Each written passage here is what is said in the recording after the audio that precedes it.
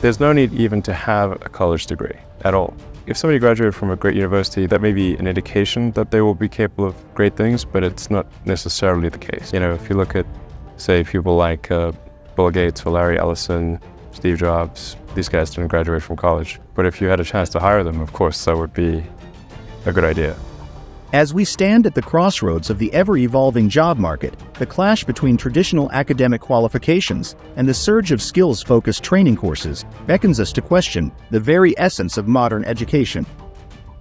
You can go to university to not be something instead of going to university to be something. It's Pleasure Island, and the price you pay for it, especially in the US, is debt. And you're enticed into it because the administrators can pick your pocket. So they rob your future self while allowing you to pretend that you have an identity. The match between the degree and the workplace has become less and less self-evident. What should happen when you go to university is you should learn how to think and formulate arguments. You should learn to think, speak, and write. That's what the humanities are for. They're to make you dangerous, right? Because if you can think and speak and write, you're deadly. In a complex job, you're exactly what's necessary. And the employers are waking up to this very rapidly. They've already known that for most complex positions, they have to train their people. Now they're thinking, well, why do I have to bother with the degree if I'm going to train them, if it isn't bringing anything of value? In this riveting exploration, we dissect the nuances of this debate, guided by the wisdom of visionaries like Steve Jobs, Elon Musk, and Bill Gates, who defied the conventional narrative by achieving success without the traditional crutch of a university or college degree. Are we witnessing the inception of an era where the modern degree stands on the brink of obsolescence? I'm here to tell you something very important. You think you're going to get out in the world and change it? 2/3 of you are going to fail. You are going to be utter failures. The other third of you are going to try and make it and are going to go through living hell. You have no idea. You think you know so much, the real world is going to chew you up and spit you out. And you are just going to feel like you've been tenderized like a piece of veal. Only experience could give us the strength and teach us what it takes to be successful. Only experience. You can't learn it in a class. If you're asking me to, invest, let's say I had 5 investment opportunities and 4 or 3 of them were with MBAs starting for their first time in a business, and 2 were with people that have already been successful twice in the street, you know where I'm going to go. I'd much rather go with the tried and proven in the real world than tell me that just because you have an MBA, you know how to run a business. I have no idea if you know how to run a business yet. You have to go show me, and you have to perform, and you have to execute. Some of the most incredible returns I've ever made are people that didn't even finish high school. So, I have a certain perspective on this now that I didn't have 20 years ago. The once unchallenged allure of academic qualifications is now met with skepticism in today's job market. The question arises, is investing years and accruing student loan debt for a degree still a worthy pursuit in our fast-paced world? You don't need college to learn stuff, okay? Everything is available basically for free. You can learn anything you want for free. It is not a question of learning. So I think colleges are basically for fun and to prove you can do your chores, but they're not for learning. Did Shakespeare even go to college? Probably not. Our company, as you know, was founded by a college dropout. So we never really thought that college degree was the thing that you had to have to do well. We've always tried to expand our horizons. And so that degree, about half of our U.S. employment last year were people that did not have a full degree. And we're very proud of that, but we want to go further as we've looked at the mismatch between the skills that are coming out of colleges and what the skills are that we believe we need in the future, many other businesses do.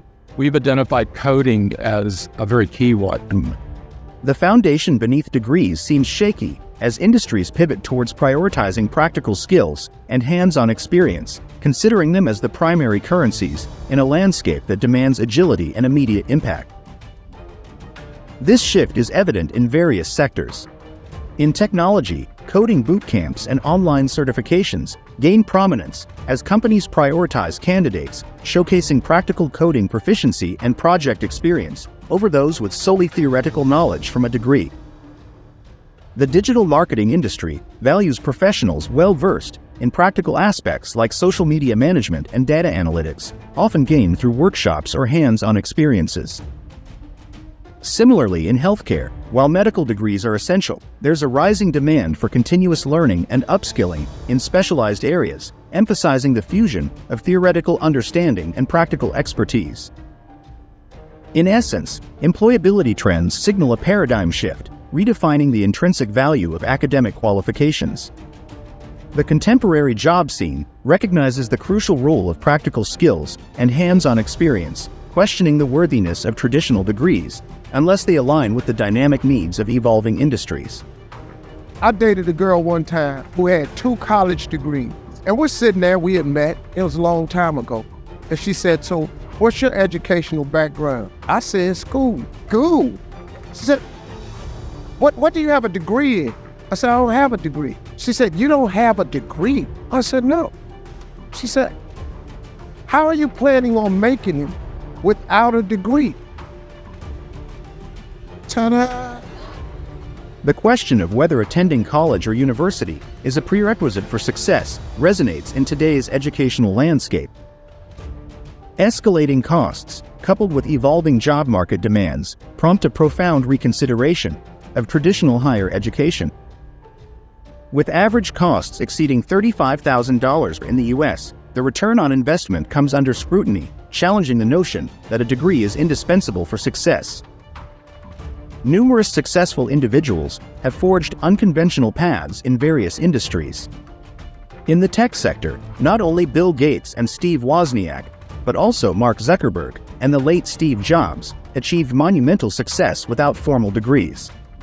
That was working for Hewlett-Packard, designing the hottest gadget product in the world. The HP scientific calculators changed the world. Within about 5 years, there were no more slide rules sold. Every engineer, every scientist had to have one of these HP calculators, and I got to design them. I had no college degree, but they interviewed me, and I knew so much about it all that they hired me anyway.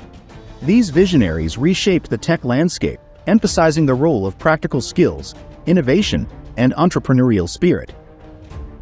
In creative professions, icons like Walt Disney and Coco Chanel stand out. Disney, the pioneer of animation and entertainment, and Chanel, the legendary fashion designer, built empires without relying on traditional higher education. Their stories underscore the significance of creativity, vision, and hands-on experience in achieving unparalleled success. Turning to business and entrepreneurship, Richard Branson, founder of the Virgin Group, and Oprah Winfrey, media mogul and philanthropist, are noteworthy examples. Both Branson and Winfrey navigated their paths to success without formal degrees, emphasizing the power of determination, leadership, and real-world experience. If you're not good at conventional work at school, you're made to feel stupid. What's stupid and what's not stupid? I mean, some people are good at conventional mathematics, or conventional, good at sort of pigeon learning French, or other people that are good at other things. And I believe I'm good at other things. I've only discovered that once I'd left school. Amidst this shift, alternative education options such as community colleges, apprenticeships, and online certifications have gained prominence. These offer more flexible and targeted approaches to skill acquisition, aligning with the dynamic needs of the contemporary job market. In essence, the critical question prompts a reevaluation of the evolving dynamics of education and employability, fostering a more inclusive and diversified approach to success.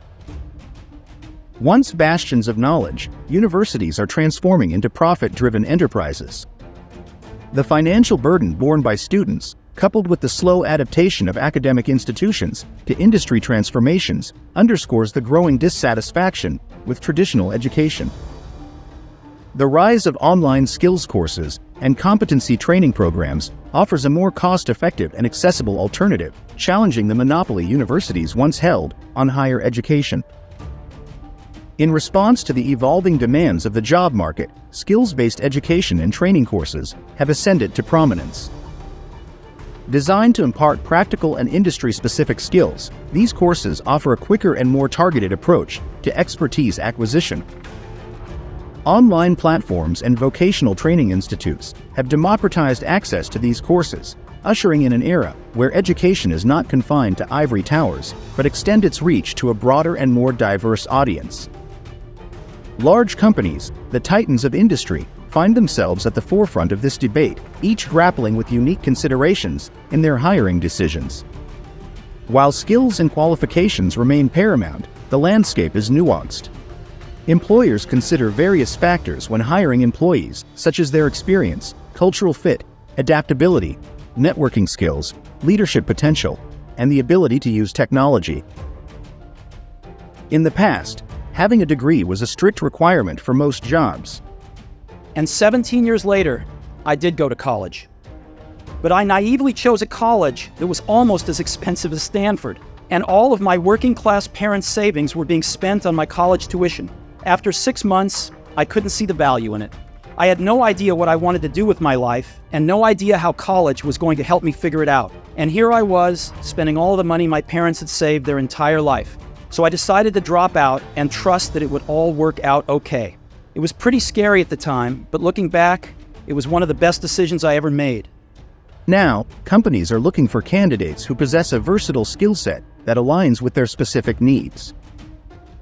The value of degrees in education and employability is being challenged in a debate that continues to rage on. With the modern workforce being dynamic, a holistic approach that combines theoretical knowledge with practical skills is necessary. It is imperative to strike a balance between academic qualifications and skills-based training. In today's ever-changing global economy, embracing a dynamic and inclusive approach to education will be the cornerstone for individuals and societies to thrive. Is the modern degree becoming obsolete, or are we witnessing a transformation into a more flexible and adaptable form? Only time will tell. If you found this information valuable, make sure to hit that like button and subscribe for more updates. Remember, stay informed, stay engaged. Your engagement fuels the ongoing conversation about the future of education and employability.